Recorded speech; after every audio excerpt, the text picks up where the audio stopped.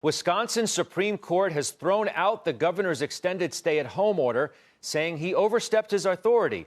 Still not clear when the state will reopen for business. However, Iowa lifting restrictions on all 99 counties starting tomorrow, with certain health guidelines in place. Since that state began to open May 1st, it has seen new cases rising more than 80%, testing there nearly doubling. Dr. Scott Gottlieb, a CNBC contributor, former head of the FDA. As you know, Dr. Gottlieb, as always, good to see you. Let's begin there. Wisconsin, the state Supreme Court ruling as it did. Your reaction there, along with Iowa lifting its restrictions, even though cases there continue to rise.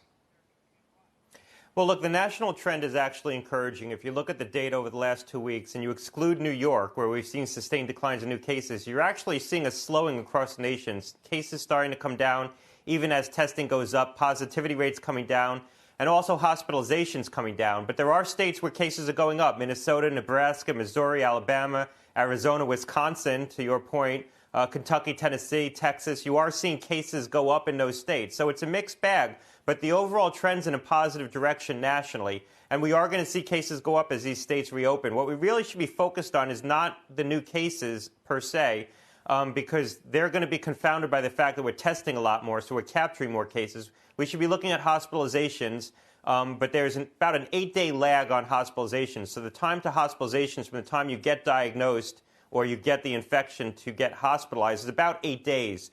And so it's really going to take a week or so until we see an uptick as a consequence of these states reopening, if there's going to be one. You wrote in Time magazine today, let's talk about testing now, because I want to get to some comments you made today. Quote, "We're in for a long fight. We'll face a persistent risk, maybe until we get a vaccine or even after." You say the key is being able to test large numbers of people with a reliable test, one we don't have yet, do we? Well, we have reliable tests. We need to deploy the technology for the right purpose. We have point-of-care tests like the Abbott machine, which isn't that sensitive. It has a high false negative rate, meaning sometimes it says you don't have the infection when you do. We have the antigen test that was just cleared by FDA. These can be available in quantities of millions, literally on a weekly basis. Those are good tests in the hands of doctors. We have tests like the PCR-based platforms, which is what we've been relying on, which are slower platforms but give a more accurate result. And then we have these platforms that could provide massive testing at places like a work site where you don't need to test everyone. What you could be doing is taking pooled samples. So you might get 50 employees to spit in canisters, and then you test all 50 employees at the same time. And if you find a positive result, then you go back and test each person individually. That could provide massive throughput where you could be testing the entire workforce on a regular basis for relatively inexpensive. And so you need to deploy the technology for the right purpose, and we need to start doing that. So far, we've just relied on these PCR-based tests, and we need to broaden the technology that we're using. You mentioned the Abbott test. There was a study today suggesting, and this is the one the White House is using, that it may not be as reliable. Dr. Gottlieb, his first thought. I'm wondering how concerned we should be by that, and whether we know if the president or the vice president have been tested using this machine. Well, we don't know what the president's being tested with, what machine they're using. They might be reflexing to a PCR-based test, but we do know that staff and visitors are being tested using that Abbott machine.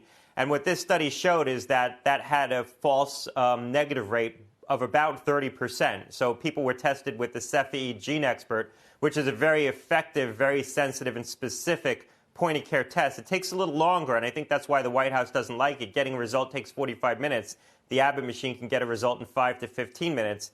But about 1/3 of the tests that the Cepheid Gene Expert identified as having coronavirus, the Abbott machine missed. But we know that about the Abbott machine. That's why it's good in the hands of a doctor's office, where if the doctor suspects someone's has coronavirus, if you get a negative result, you might retest that person. But for routine screening of asymptomatic people, it's not the right tool. Let me get your reaction as well quickly, if I could. Rick Bright, he's the former vaccine chief, ousted. He is going to warn tomorrow in testimony that we are facing potentially the darkest winter in modern history. Those are the words he will apparently use if the virus returns and we don't have a strategy in place. I wonder your comments about that. And we're also learning of his replacement tonight. Well, Moncef Slaoui was appointed to a position overseeing vaccine development generally. I wouldn't necessarily say he's Rick Bright's replacement. I think he's going to play more of a policy role, more of a quarterbacking role across the different parts of the government. And I know Monsef well. I worked for him for 5 years when he was at GSK, and I was on their product investment board. Look, Rick Bright's comments represent a possible outcome here in that if the virus does come back in the fall and collides with flu season, we could have a very difficult season, even with a couple of therapeutics in our toolbox. Without a vaccine and without a really effective therapeutic, this could become epidemic again. I don't think that that's a fate that we have to suffer. I think there's a lot we can do to mitigate that if we make the right decisions now and get the right tools and testing in place and right public health interventions.